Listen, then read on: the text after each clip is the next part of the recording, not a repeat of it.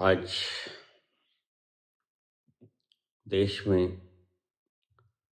26 जनवरी का त्योहार मनाया जा रहा है। अच्छा है, जश्न मना लेना चाहिए। देख लेना चाहिए प्रतिवर्ष कि हम कहाँ खड़े हैं, कितने ऊंचे उठे, कितने नीचे गए। दायित्व बनता है।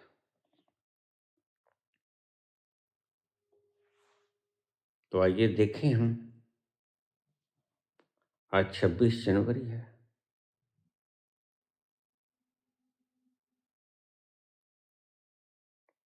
हम अपने देश की ताकत दिखाने में जुटे हैं। दिखाने में जुटे हैं।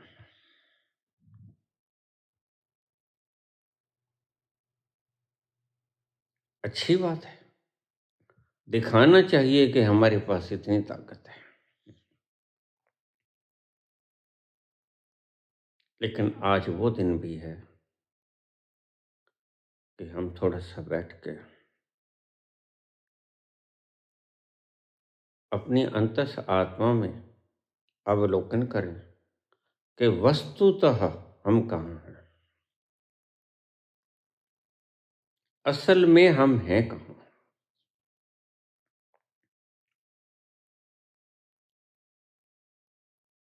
कहीं ऐसा तो नहीं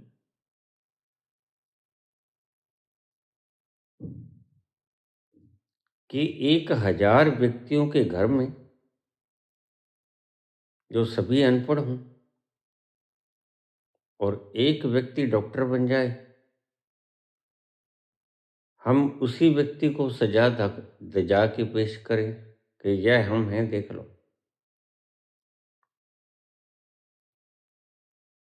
एक व्यक्ति के डॉक्टर बन जाने से 1000 व्यक्ति डॉक्टर नहीं बनता। बाकी 999 अशिक्षित बैठे हैं। बस यही हमारे देश की हालात है। एक आम अनपढ़ गरीब व्यक्ति आंकड़ों के तानों बानों को समझ नहीं सकता और हमारे देश के कर्णधार ऐसे हैं कि देश की गरीब और अशिक्षित जनता को लगातार भ्रम में डाले हुए हैं। यह कोई अच्छी बात नहीं। आइए हम गौर करें, आखिर हमारे पास है कितना। कहीं ऐसा तो नहीं कि एक घर में 1000 सदस्य का एक घर और उसमें डॉक्टर एक ही हो, बाकी सभी अनपढ़, गूठा टेक, ऐसा ही है। आओ हम आंकड़ों के तथ्य सरलतम ढंग से आपके सामने पेश करें। वस्तुतः हम हैं क्या। मैं कॉलेज में पढ़ा करता था। प्री यूनिवर्सिटी मेडिकल का रिजल्ट आया। मेरा एक मित्र हुआ करता था, विनोद।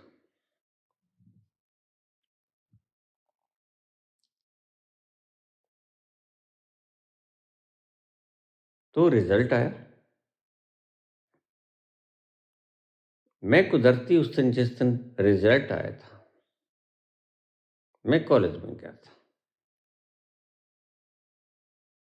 किसी काम से कोई किताब लेने गया था लाइब्रेरी में से।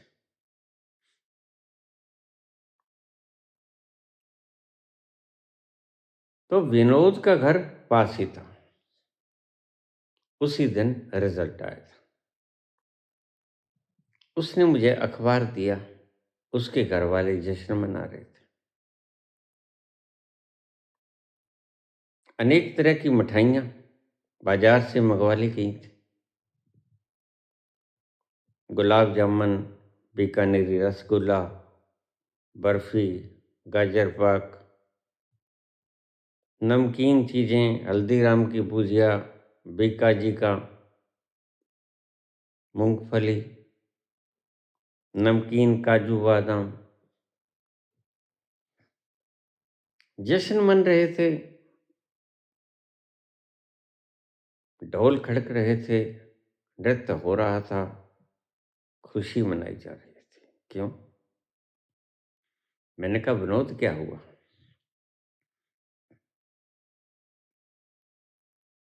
मुझे कहता अपन फर्स्ट आए। अपन फर्स्ट आए हैं 750 नंबर में से 692 नंबर आए हैं मेरे। सारी यूनिवर्सिटी में मैं फर्स्ट हूँ, पंजाब यूनिवर्सिटी में। और पंजाब यूनिवर्सिटी आपको पता है टॉप मोस्ट यूनिवर्सिटीज में पंजाब यूनिवर्सिटी नंबर 1 पे है। और पंजाब यूनिवर्सिटी में फर्स्ट आ जाना कोई छोटी मोटी बात नहीं होती। मैंने कहा बड़े गर्व की बात है, तो आओ फिर चाय नाश्ता बैठो आप करो। चाय नाश्ता किया, बाहर आया, फारिग हुआ। मुझे कहने लगा मैं तो थोड़ी देर के लिए उल्लू बना रहा हूँ उनको।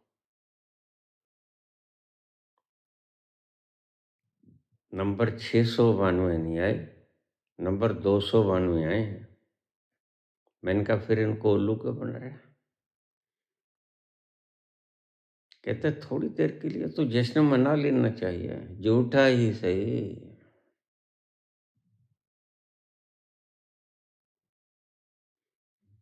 पल भर के लिए कोई हमें प्यार कर ले, पल भर के लिए कोई हमें प्यार कर ले, झूठा ही सही तो झूठा ही सही,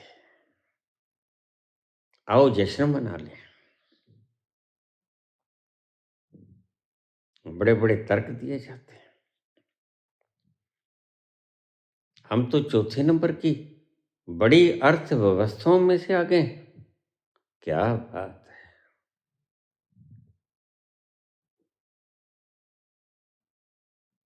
अगर आबादी इससे भी दुगनी होती तो फिर आप दूसरे नंबर पे होते हैं।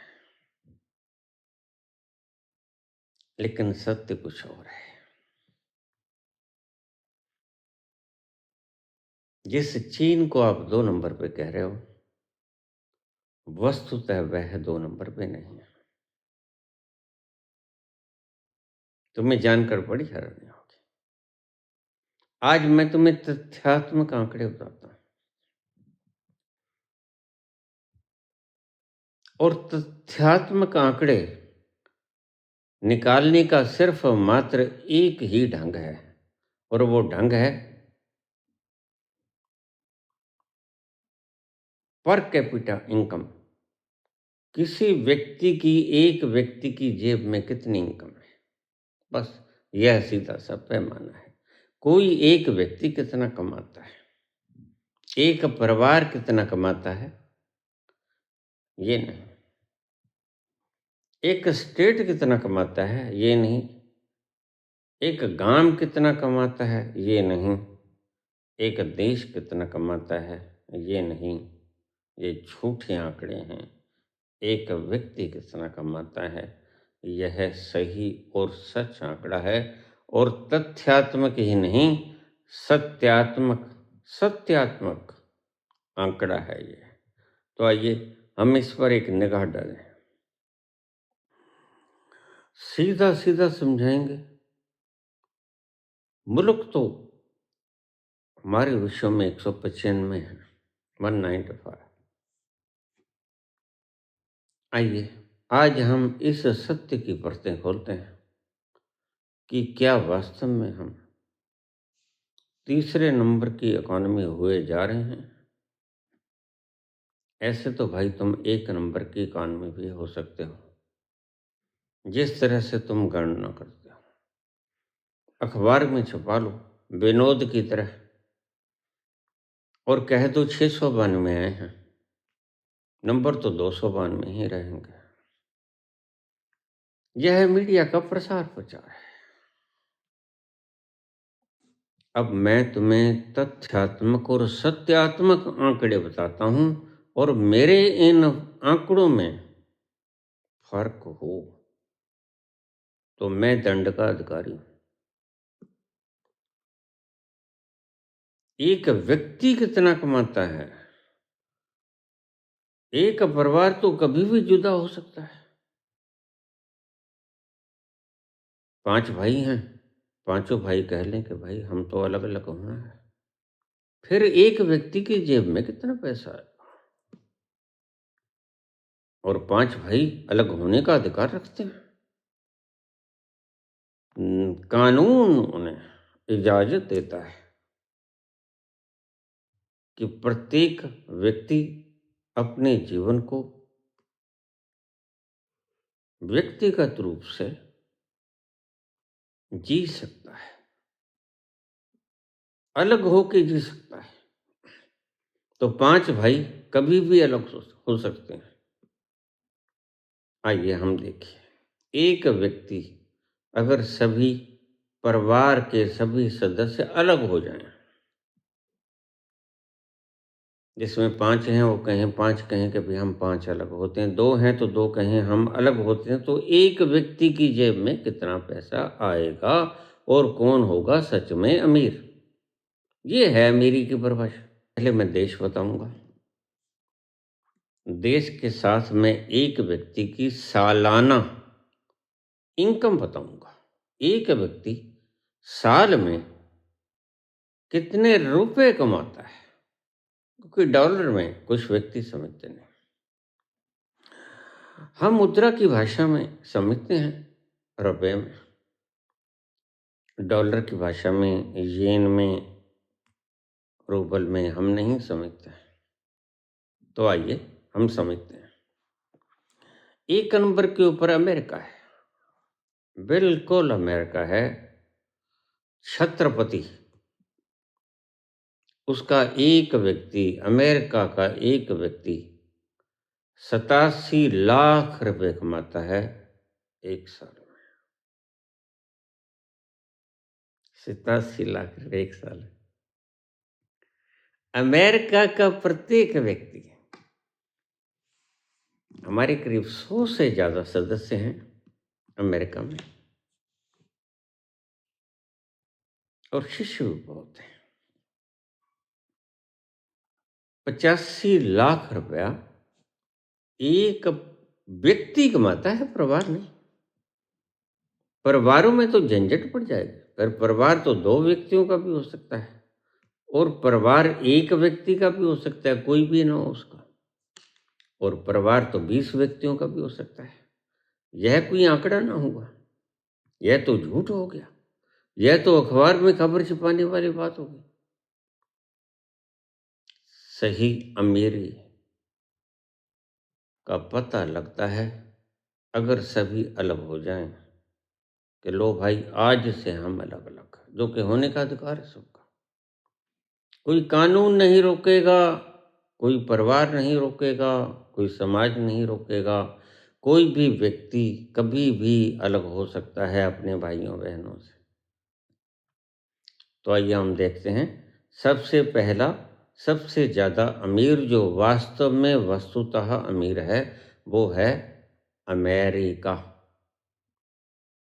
उसका प्रत्येक व्यक्ति 85 लाख रुपया एक साल का कमाता है। अब आप कहते हो 2 नंबर की इकोनॉमी चाइना की, ऐसा मत कहा करो। ऐसा कहा करो 2 नंबर का परिवार चाइना का है। समझने की चेष्टा करो।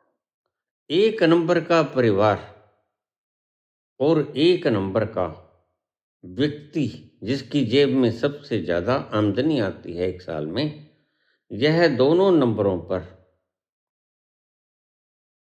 अमेरिका आता है। उसकी पर कैपिटा इनकम भी और उसकी जीडीपी भी 1 नंबर है विश्व में। अब दूसरे नंबर पे आ जाओ। हम पर कैपिटा इनकम को ही सही इनकम समझते हैं। जीडीपी को हम सही इनकम नहीं समझते। समझ लेना, ये छलावा है। ग्रॉस डोमेस्टिक प्रोडक्शन, यह सही आंकड़ा नहीं। एक व्यक्ति कितना कमाता है, कल सब सहारे टूट जाएं, सभी भाई कहें कि हम तो भाई अलग अलग। 1000 व्यक्तियों का परिवार नहीं चलेगा। एक व्यक्ति कितना कमाता है, फिर असलियत में आखिर में तो यही रह जाएगा। तो अमेरिका का प्रत्येक व्यक्ति 85 लाख रुपया साल का कमाता है। दूसरे नंबर पे चाइना नहीं आता। दूसरे नंबर पर आता है, तुम्हें जानकर बड़ी हैरानी होगी। तुम जिसको 2030 में क्रॉस करना चाहते हो, वह 2 नंबर पर है जर्मनी। जर्मनी का प्रत्येक व्यक्ति 1 साल में 50 लाख रुपए कमाता है। अमेरिका का प्रत्येक व्यक्ति 85 लाख रुपया, जर्मनी का प्रत्येक व्यक्ति 50 लाख रुपया। तीसरे नंबर पर भी चाइना नहीं है। तुम अपनी पीठ कितनी ही थपथपाते रहो, लेकिन आंकड़े कहेंगे, सत्य कहेगा कि सत्य तो भाई ये है। तीसरे नंबर पे आएगा Japan. America 1 number, 2 number Germany, 3 number Japan. Japan का एक व्यक्ति प्रति व्यक्ति 1 साल में 35 लाख रुपया कमाता है, यानी करीब 3 लाख रुपया महीना।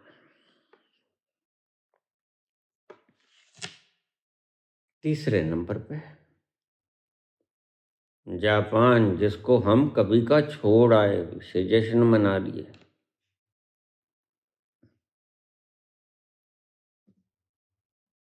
और प्रिय श्रोताओं, चौथे नंबर पर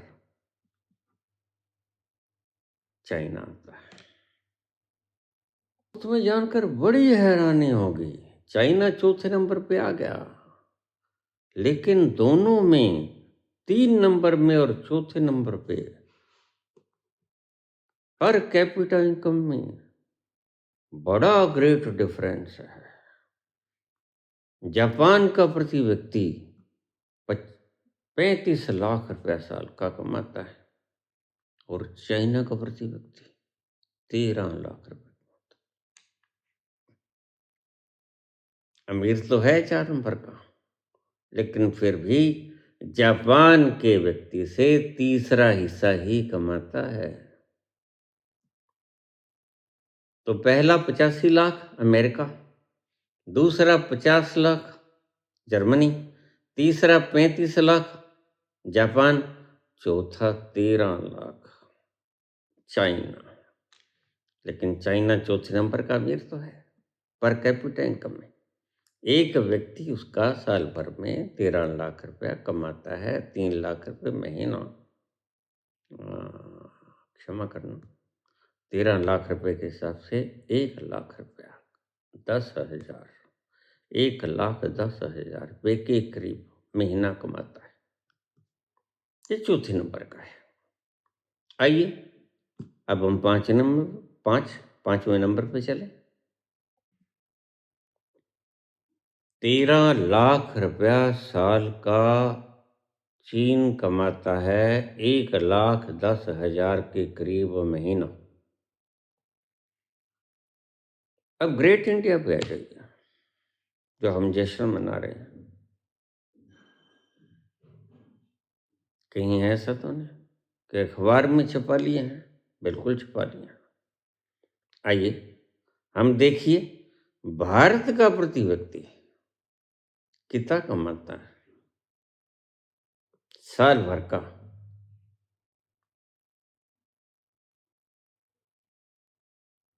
अमेरिका का 85 लाख, जर्मनी का 50 लाख, जापान का 35 लाख, चीन का 13 लाख और हिंदुस्तान का 2,80,000 साल का, 2,80,000।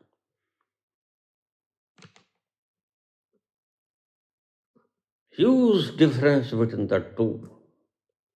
पहले तीसरे और चौथे नंबर पर ह्यूज डिफरेंस। जापान और चाइना में ह्यूज डिफरेंस, कहाँ 35 लाख, कहाँ 13 लाख। फिर चौथे और पांचवें नंबर पर वाइटल डिफरेंस 13 लाख और 2,80,000। 2,80,000 साल के एक आदमी कमाता है, वो भी तब जब सभी सेठों की गिनती बीच में कर ली जाए। अडानी, अंबानी और जितने बड़े बड़े सेठ, उनकी एवरेज गिन ली गई है बीच में, तो जाकर कहीं यह पर कैपिटा इनकम बनती है। फिर ये जश्न मनाने का दिन है, ये शेखी बघारने का दिन है, या अपने अंतस में झांकने का दिन है। खुशी मनाइए। हमारे पास क्या है दिखाइए। लोगों को दिखाइए कि हम कितने शहंशाहे आलम हैं। G20 कीजिए और उसमें सोने की थालियों में भोजन दीजिए। गरीब व्यक्ति को तो सोने की थाली देखना नसीब नहीं होता। हमने कभी जिंदगी में सोने की थाली नहीं देखी, तो मैं सच बताता हूँ, मैंने कभी अपनी जिंदगी में सोने की थाली देखी नहीं। और शायद क्षमा करना, मेरे सुनने वालों ने भी कभी सोने की थाली नहीं देखी होगी। बहुत कम लोगों ने देखी होगी। सोने की चम्मच तक नहीं देखी होगी। थाली की बात बड़ी जुदा है। चांदी की थाली भी बहुत कम लोगों ने देखी। चांदी का सिक्का जरूर देखा, चांदी की चम्मच तो देखी, चांदी का गिलास भी देखा। ये हालात हैं हमारे, और ये हालात कौन कर गया? ये हालात जवाहरलाल नेहरू कर गए।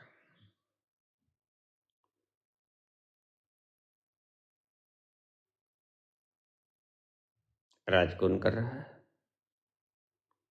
राज तो श्रीमान नरेंद्र दामोदर दास मोदी कर रहे हैं। कितने वर्ष से कर रहे हैं? 11 वर्ष से कर रहे हैं। क्या चाहते हैं? रिकॉर्ड बनाना। किस चीज का? जवाहरलाल से ज्यादा राज किया हमने, बन जाएगा, कोई बड़ी बात नहीं। अंधभक्तों की कतार, मंदबुद्धियों की कतार अगर संग हुई तो यह रिकॉर्ड बड़ा छोटा है। यह 16-17 साल तक राज किया था। अगर तीसरा ये लम्हा पूरा कर लिया मरहला, तो 15 वर्ष तो हो जाएगा। तो चलिए आप अपना रिकॉर्ड बनाइए। लेकिन क्या यह रिकॉर्ड 146 करोड़ लोगों की जिंदगी गंवा के बनाओगे आप?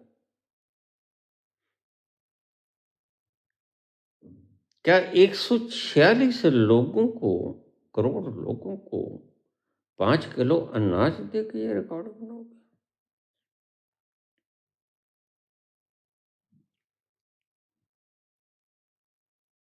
यह जो पर कैपिटा इनकम दो क्षमा करना,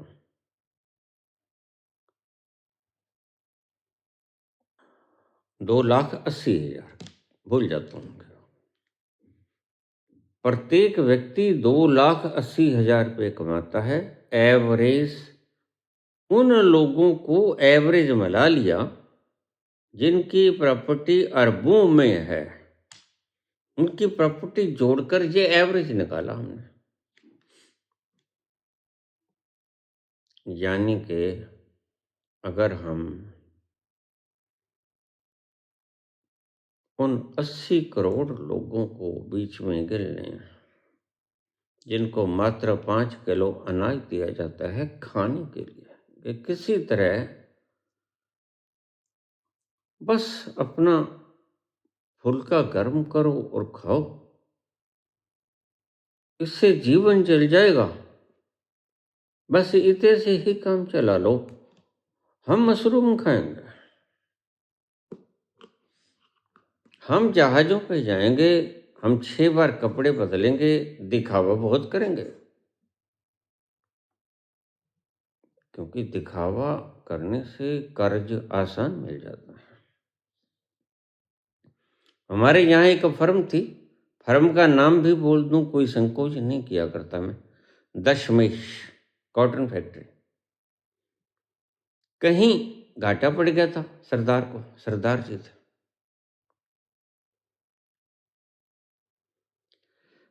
घाटा पड़ गया तो सच बात है। तो सरदार जी बाजार में आए, पता लग गया कि सरदार जी को घाटा पड़ गया, कोई मुलाजिम बेईमानी कर गया था। जैसे हम किसी को अपना खजाना दे दें, ऐसा मत करो, और खजाने का मालिक खजाना लेके भाग जाए, 70,000 करोड़ रुपए लेके भाग जाए, और फिर उसको फिर खजाना मंत्री बना ले। दंड देने के बजाय, चक्की पीसिंग की बजाय उसको फिर से चाबी दे दें कि ये ले भाई, चक्की पीसिंग तो छोड़ो, बस तू हमारे साथ गंगा स्नान करके हमारे साथ ही आ जा।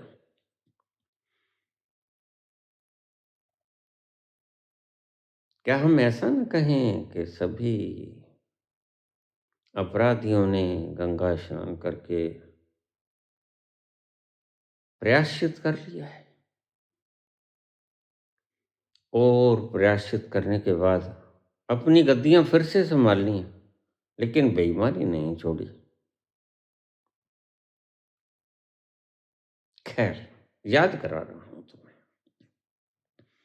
कहीं ऐसा तो नहीं है कि ये सभी जो लोग नायडू जेल में क्यों बंद थे?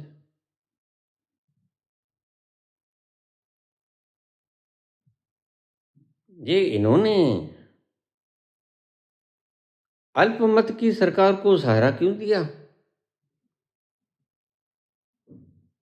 क्या ये अच्छी देश चला रहे थे इसीलिए? तो फिर अगर बुरा देश चला रहे थे तो आप बराबर के भागीदार हो गए ना। Mister Naidu and mister Nitish Kumar, आपको याद होगा मोदी जी ने आपको जेल में कर दिया था, और आप किसी तरह पता नहीं क्या कंप्रोमाइज किया, आप जेल से बाहर आ गए, चुनाव लड़ा और आपने अपना सहयोग इनसे दे दिया, नेता इनकी सरकार कहाँ बनती। नीतीश कुमार ने भी अपना सहयोग दे दिया, 9 बार तो पलटी मार गए वो, 10 बार चीफ मिनिस्टर बन गया। ऐसे ऐसे लोग अगर सभी गंगा स्नान करके एक पार्टी में जमा हो जाएं, तो फिर उसका नाम क्या रखोगे?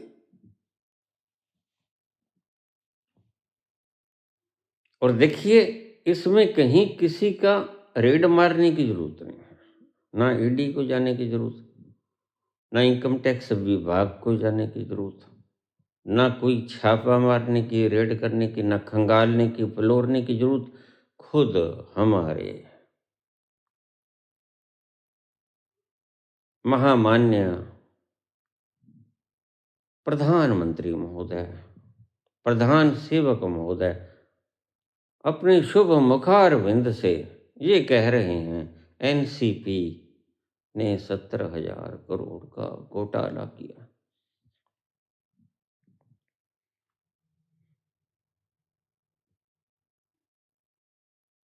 तो फिर लुका छिपी की बात तो है नहीं कि एनसीपी के मिस्टर अजीत पवार स्नान करते हैं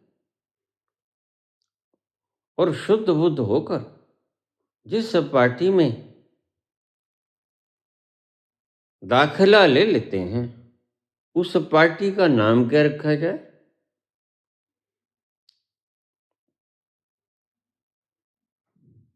मुझे अक्सर लोग कहते हैं कि पार्लियामेंट में बैठा हुआ हर तीसरा व्यक्ति अपराधी है। यह अपराध का केस चल रहा है। अब ये थार से मेहनत करने वाले गरीब किसानों को कुचलने वाले कोई बच्चे क्या जेल में जेल की तरह है? क्या राम रहीम जेल में जेल की तरह दिन काट रहा है?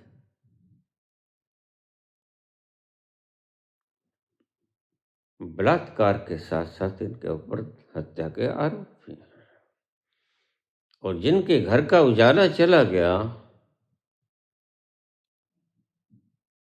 उसके घर के बाहर स्ट्रीट लाइट जगा दी जाए तो कोई फायदा होता है क्या?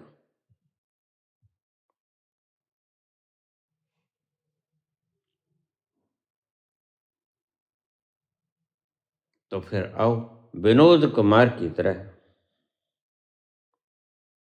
अगर विनोद कुमार जी अभी जिंदा हूं, देखो मैं तो 14 साल से निकला नहीं बाहर,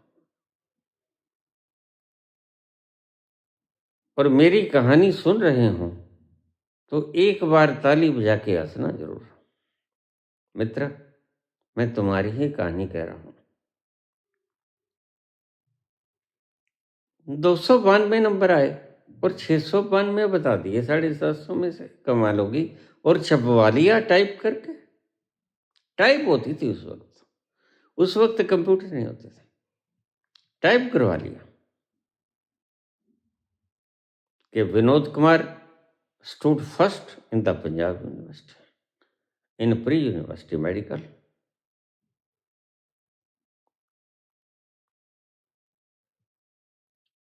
कैसा तो नहीं हमारे अखबारों में छपी हुई सभी खबरें। देखिए, मोदी जी के आसीन होने के बाद 2 वर्ष के बाद जब मैंने देखा कि ये अखबार झूठ बोलते हैं तो मैंने अखबार बंद कर दिया।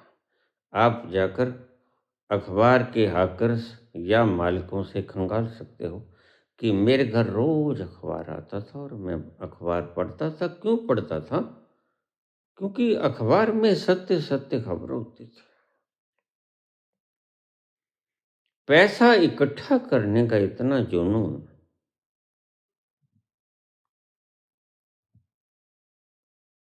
कि आप हर खबर को झूठ ही बताते रहो। कहाँ तक पाप करोगे बंदे?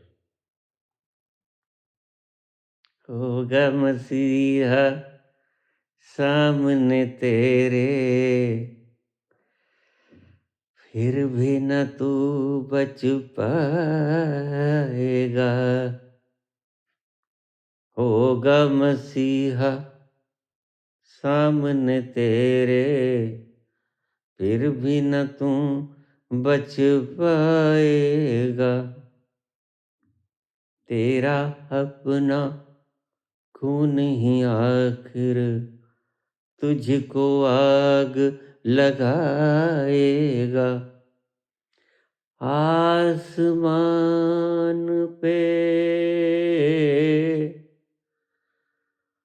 आसमान पे उड़ने वाले माटी में मिल जाएगा।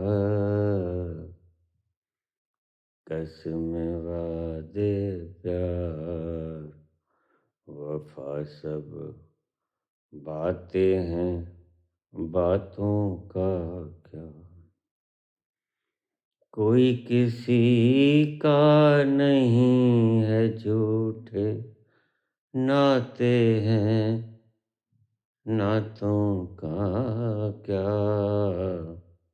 तो जब देखा कि सभी अखबार झूठ बोलने लग गए, लिखने लग गए, बड़ी बड़ी खबरें हैं, क्या करे कोई। जब कोई व्यक्ति लाखों रुपया दे के अपनी बड़ी सी होर्डिंग्स पूरे पहले अखबार पे, पहले पन्ने पे लगा देता है, और वो पैसा ना तो उसकी इतनी तनख्वाह है, ना उसका पुश्ते नहीं, चाय बेचता रहा है। भीख मांग कर खाने वाला व्यक्ति पहले पन्ने पर अपना पूरा पृष्ठ, अपना होर्डिंग्स हर गली के नुक्कड़ पर, हर चांदनी चौक में, हर शहर के चौक में, मुख्य द्वार पर लगे हों, हर पेट्रोल पंप पे लगे हों। मैं पेट्रोल पंप पे गया, मैंने कहा ये फोटो, ये क्या पेट्रोल पंप मोदी जी ने खरीद लिया है क्या? तो सरदार जी बोले नहीं नहीं नहीं बाबू नहीं, पेट्रोल पंप तो हमारा है। तो फिर मोदी कहाँ? ये होर्डिंग्स क्यों लगा रखा है? इट्स नेसेसरी, यह लगाना जरूरी कर दिया है। हाँ ठीक, साहब का हुक्म है, समझा गई बात। फिर जब मैंने देखा कि ये टेलीविजन के भीतर भी ऐसा ही कुछ गुप्त माल चल रहा है, तो फिर जो जो चैनल गलत बोलते थे मैंने उनको बंद कर दिया। फिर मैंने देखा कि सभी चैनल गलत बोलने लगे, तो मैंने फिर डिस्क ही उखाड़ दी। भाई ऐसा करो डिस्क वाले, ये तो भाई ले जाओ, हमें झूठ का अभ्यास कर रहे हैं न बोलने का, तो इसीलिए झूठ सुनना पसंद नहीं करते। अखबार छोड़ दिया है तो ये भी छोड़ दो, ले जाओ अपने झूठ का सामान। वो तार सी उखाड़ के ले गया, चलो अब कुछ नहीं है। जो कहीं मोबाइल के अंदर ऐसा खबर आता है तो हम देखते नहीं। अगर झूठा खबर आता है, रोज मैं देखता हूँ कोई चैनल है, नाम तो पता नहीं क्या है, 5-4 चैनल ऐसे हैं, और मोदी जी आज शाम को इस्तीफा दे देंगे पक्का, बस परसों इस्तीफा दे देंगे। अरे भाई तुम्हें क्या पता है? ऊंट के होठ देखे जब वो फुलाता है, बुर बुर करता है, देखे होंगे।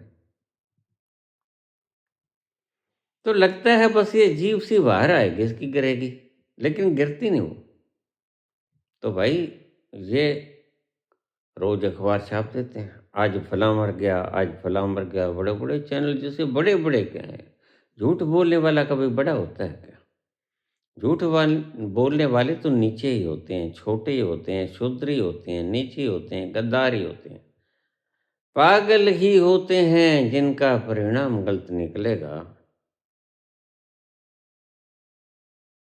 जैसे खारिश करने वाला ये नहीं जानता कि मेरे ही बदन पर घाव होंगे भाई, और रगड़ ले, रगड़ ले और रगड़ ले, घाव तो मेरे ही होगा, स्किन तो, जख्म तुम्हारी ही खाएगी, तू रगड़ने का मजा ले ले।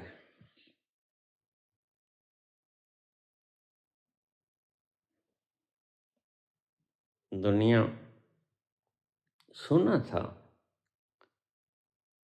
कोई कोई व्यक्ति झूठ बोलता है, लेकिन आज जमाना कुछ ऐसा आ गया कि कोई कोई व्यक्ति सत्य बोलता है।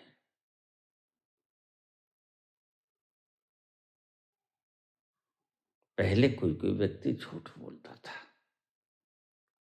आज कोई कोई व्यक्ति सत्य बोलता है। जमाना आ गया, मोदी है तो मुमकिन।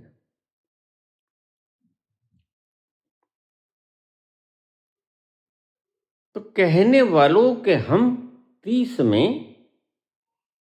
क्रॉस कर जाएंगे जर्मनी को। अरे भाई, जर्मनी को तो चाइना भी क्रॉस नहीं कर पाएगा, तुम कहाँ फिरते हो?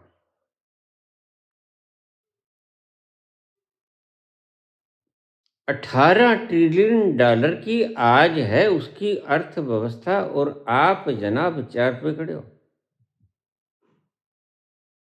और 4 तो आप बताते हो झूठा प्रचार करके। जब सत्ता बदलेगी, और सत्ता आप बदलने नहीं देते, क्यों नहीं बदलने देते? क्यों धन झोंक देते हैं अंबानी अडानी? खुलेगी पोल तो आएंगे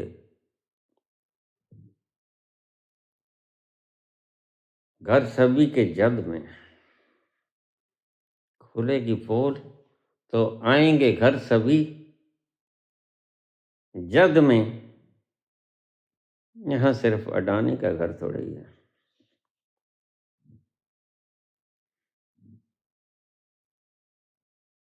सभी के घर खुलेंगे भाई, सबके गाते खुलेंगे।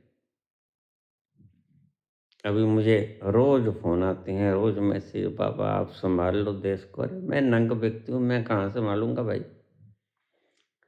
अरे बाबा, कम से कम सच का तो बोलबाला होगा।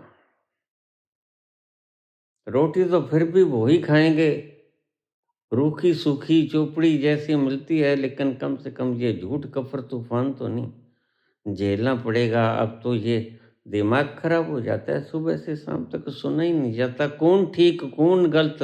यही पहचानने में सिर दुखने लगता है बाबा, शाम को सेरिडोन खाना पड़ता है।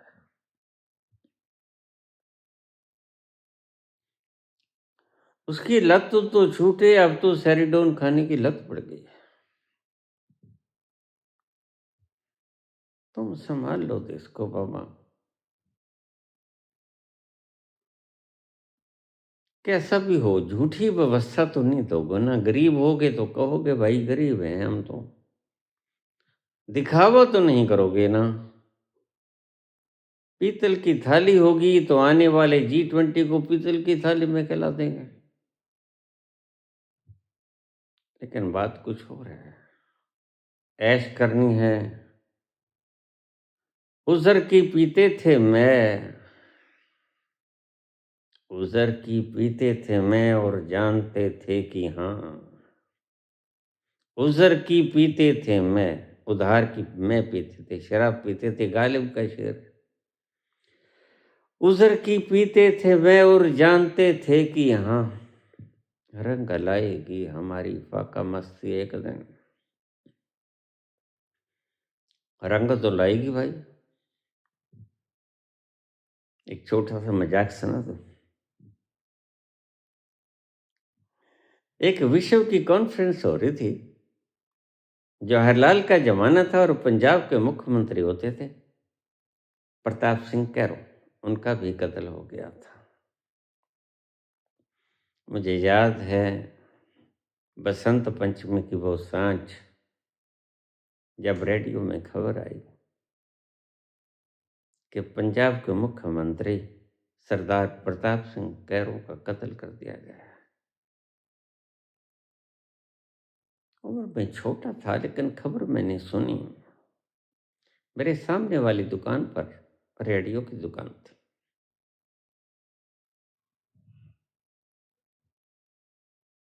तो एक कॉन्फ्रेंस में सभी जलपान कर रहे थे, खा पी रहे थे, चाय कॉफी चल रही थी, खाना ताना चल रहा था। कोई फुकरा होगा जो आयोजन कर रहा था। सोने की प्लेट थी, सोने की चम्मच थी।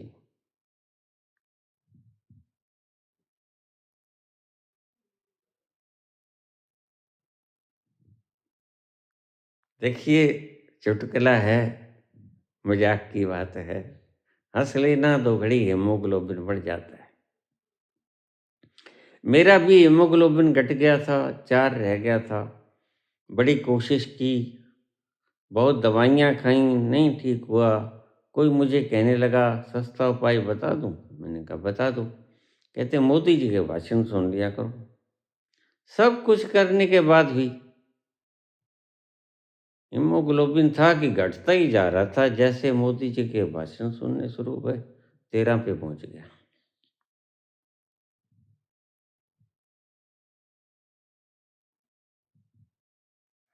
आजकल 13 चल रहा है।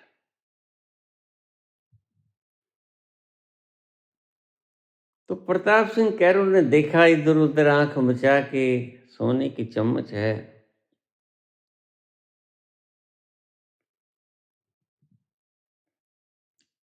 कोट की जेब में डाल ली।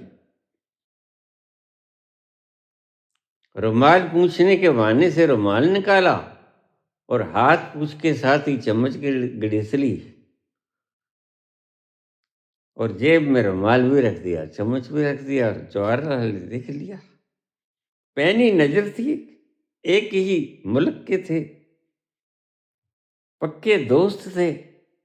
जवाहरलाल नेहरू ने प्रताप सिंह कैरो के वक्त ही ये चंडीगढ़ बनाया था। मित्र थे दोनों।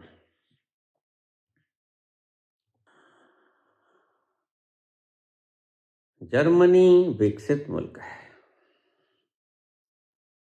प्रति व्यक्ति आय दूसरे नंबर पे है। चाइना भी विकसित मुल्क है, प्रति व्यक्ति आय चौथे नंबर पे है।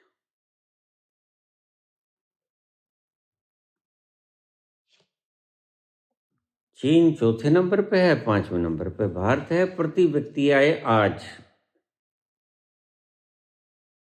लेकिन अभी विकसित मुल्क नहीं है भारत। कहते हैं कि विकसित मुल्क 2047 में बनेगा, लेकिन यह सिर्फ अनुमान है। अनुमान तो ये भी है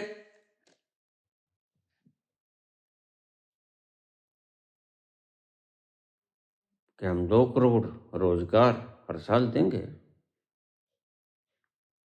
लेकिन छिन तो बेशक गए हों, नए तो नहीं दिए गए। इनकी बात के ऊपर यकीन कौन करेगा? और 2047 तक किस राजा की प्रजा होगी? कौन रहेगा, कौन जाएगा, कोई पता नहीं। 97 साल की उम्र में साहब के हाथ कांपते होंगे कि नहीं कांपते होंगे, कौन जाने। भारत को जर्मनी के बराबर पहुंचने में कहते हैं कि भारत की जीडीपी 7% के हिसाब से ग्रो कर रही है। लेकिन देखिए, सुबह सुबह ब्रह्म वेला में झूठ हमसे तो नहीं बोला जाता।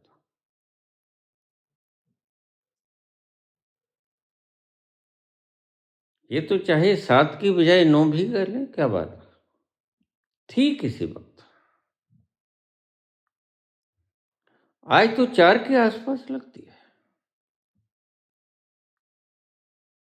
और जर्मनी जैसे ही कोई मुल्क विकसित होता है, उसकी ग्रोथ जीडीपी की घट जाती है, क्योंकि विकसित हो जाता है वो।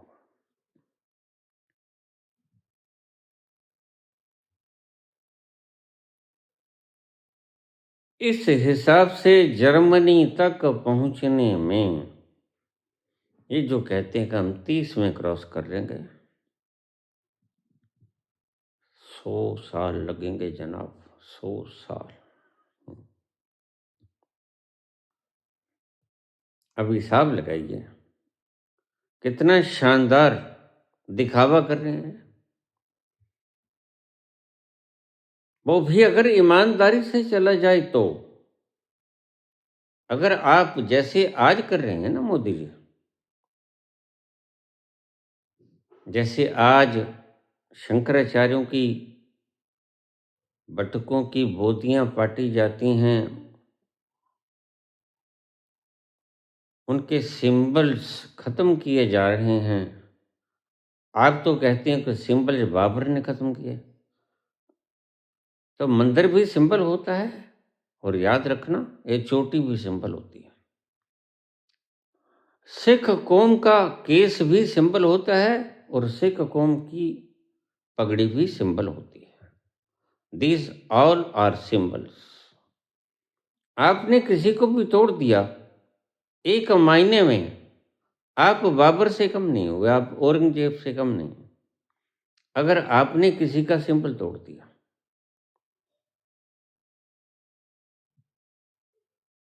तो आप भी तो वही काम कर रहे हो। बटुकों की चोटियों को बाँट देना, ये क्या है? मेरी दृष्टि में जब से जनाब आए हैं, साधारण ग्रोथ तो होती रहती है। साधारण ग्रोथ तो स्वयं में भी होती है, उसमें आपका कोई योगदान नहीं। आपका योगदान सिर्फ ये है कि आप विश्व को घूम लिए, ना घरवाली को साथ लेके गए, ना माता को साथ लेके गए। सिर्फ ये कहने के लिए कि नोट बदली में मैं नंबर लगा दूंगा माता का, वृद्ध माता है 100 साल की,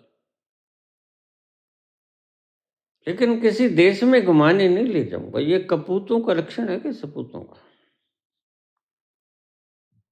एक दिखावे भर के लिए आप खुद तो घूमना चाहते हो, मन सभी का करता है भाई। एक वृद्ध औरत को घुमा लेते हैं, हमारी भी माता समान थी वो, क्या बिगड़ता था तुम्हारा? अगर तुम्हें परमात्मा ने किसी योग्य बना दिया, तो आखिर जन्म तो तुम्हारी माता ने ही तुम्हें दिया है। खैर, मुझे समझाने की आवश्यकता नहीं है, तुम पहले से ही बड़े सियाने हो। तो जनाब, जर्मनी को 2030 में क्रॉस करने वाले महानुभाव, आप जर्मनी को 100 साल तक क्रॉस कर सकोगे। आज इस पावन पर्व पे मैं आपको बता दूं,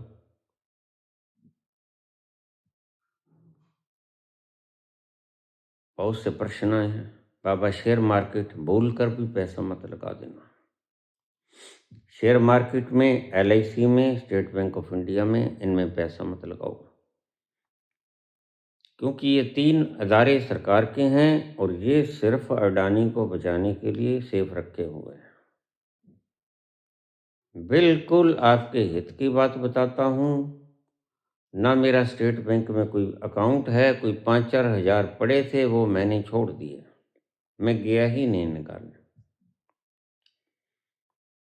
मुझे पता है, जब इसका मालिक नरेंद्र मोदी आ गया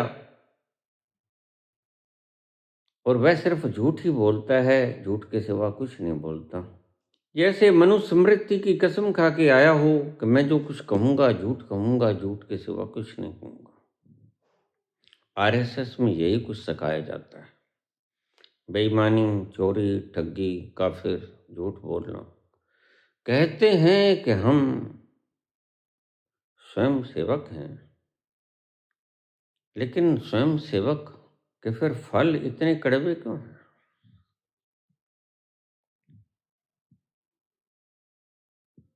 पहले अटल बिहारी जी वाजपेयी आए, ठीक है, अच्छे थे, लेकिन ओल्ड पेंशन स्कीम खत्म कर गए। बुढ़ापे का एकमात्र सहारा, जिसने सारी उम्र देश के लिए, यह भी तो बलिदान होता है देश के लिए काम करना।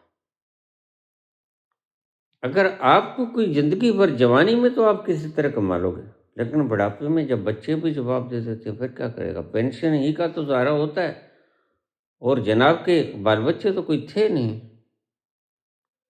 इसलिए मैं कहता हूँ, रूंड मुंड चुंड लोगों को आप भूल कर भी, ये आपने गलत काम किया है, सिर्फ इसके अल्फाजों में उलझ गए आप, सच्चाई को आपने देखा ही नहीं।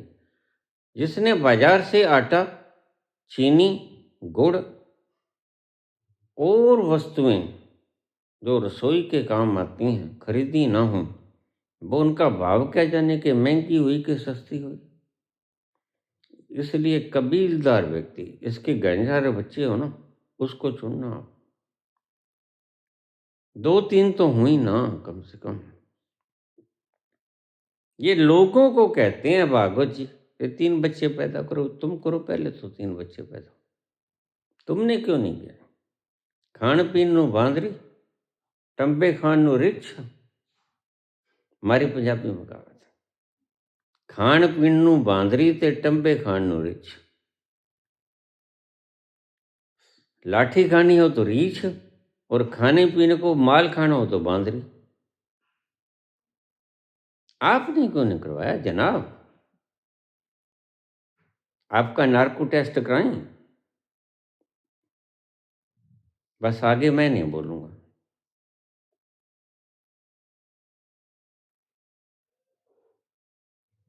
कुछ शर्म करो। ऐसे दुनिया को गुमराह करना अच्छा नहीं होता। देना को हिसाब सन पाई पाईदा। यहाँ नहीं तो कोई एक दरगाह है जिसे मैं बखूबी जानता हूँ, इसलिए बोलता हूँ। आप कितने भी ओहदे ऊंचे पे चले जाओ, लेकिन हिसाब आपको एक एक पाई का देना होगा। उसकी नज़र में मच्छर तो बहुत बड़ा है, रेत का कण भी बहुत बड़ा है, लाखों गुना बड़ा है। लेकिन आप अपने आप को पता नहीं क्या समझते हो।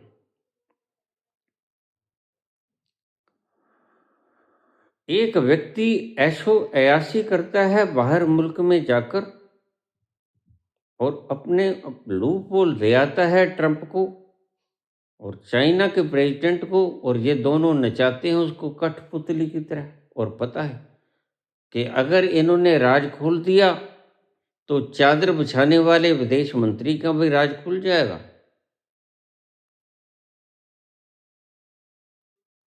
इसलिए ट्रंप से इतने डरते हैं मोदी, कुछ बोल नहीं पाते।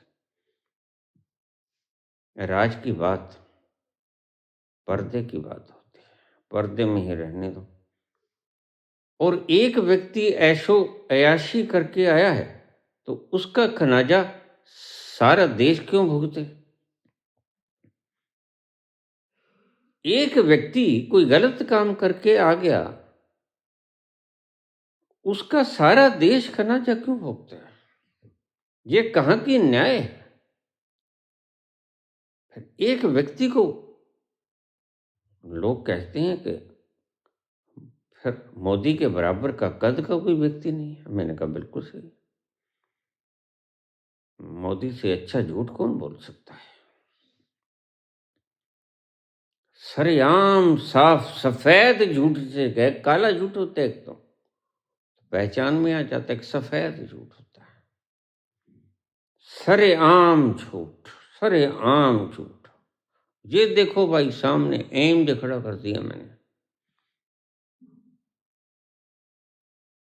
और बिल्कुल साफ दिखता है कि कुछ नहीं है, खाली मैदान है, रड़ा मैदान है।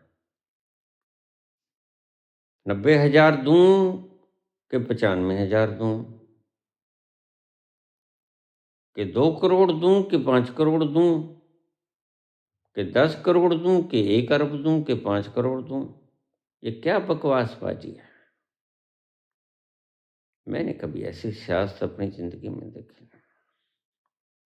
दिया भी है कुछ नहीं, गपोड़ शंख की तरह हर वक्त बात, हर वक्त बात। और अपनी तक क्या है, हम तो झोला उठा के चल पड़ेंगे साहब, अब जाने कौन देगा आपको।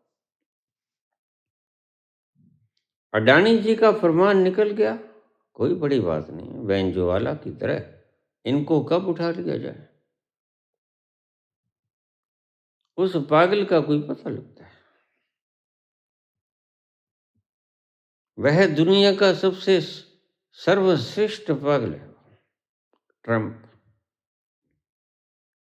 वो कब उठा के ले जाए। अडानी जी को नहीं आते तो भाई पर हम ले जाते हैं। आपने क्या कर दिया, वहाँ से हथकड़ी डाल के भेजे जहाँ पर बाकी के मुल्क के बच्चे, पहली बात तो कम भेजे, बहुत ही कम भेजे वहाँ, लेकिन भेजे तो बड़ी शान शौकत से भेजे, खिला पिला के। यहाँ तो कई दिनों दिनों तक भूखे तड़पाया।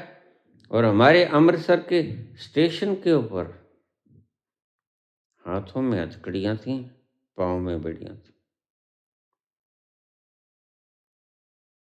क्या अपराध था कि मोदी के राज में से आ रहे हैं। पाप करे मोदी, भुगते उसकी जनता। अरे भाई तुम्हारी खुंदक होगी मोदी से, लेकिन जनता से तो ऐसा व्यवहार मत करो। तकलीफ है तो तुम मोदी से बदला लो, my best friend Modi.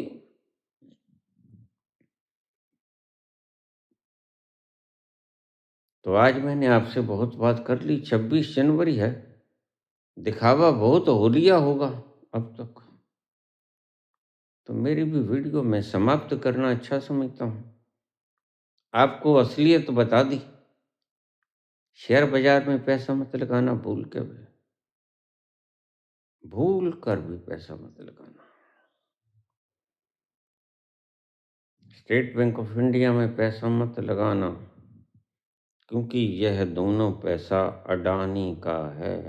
Adani के शेयरों में लगेगा और अडानी आज नहीं कल, आज नहीं कल,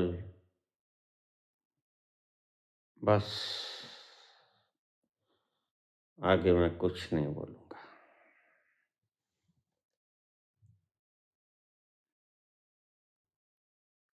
श्री कृष्ण गोविंद हरे मुरारी,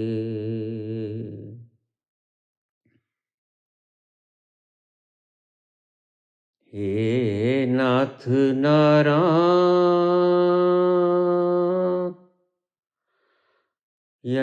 वासुदेवा,